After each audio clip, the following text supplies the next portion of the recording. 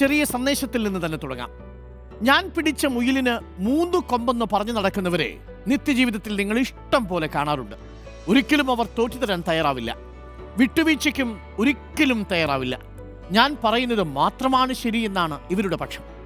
വീട്ടിലും നാട്ടിലും ഓഫീസിലും എന്ന് വേണ്ട രാഷ്ട്രീയത്തിൽ വരെ ഇക്കൂട്ടരെ കാണാനാകും. താൻ പിടിച്ച മുയലിന് 3 കൊമ്പ്.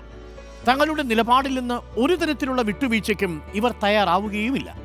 കൂടെയുള്ളവർ വേണം പൊരുത്തപ്പെട്ടു പോവാൻ, ഇല്ലെങ്കിൽ വൻ പുകിലുണ്ടാക്കും. അപ്പോൾ പറഞ്ഞു വരുന്നത്, നമ്മൾ ഇടയ്ക്ക് എന്തിനും ഏതിനും വാശി പിടിക്കാതെ ഇടയ്ക്കൊക്കെ ഒന്ന് ഫ്ലെക്സിബിളായി കൊടുക്കണം.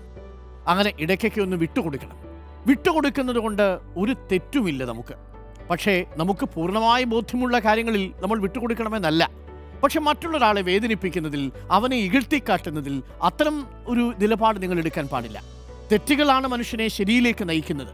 വാശികൾ മാറ്റി സുന്ദരമായൊരു ലോകം നമുക്ക് കെട്ടിപ്പടുക്കണം.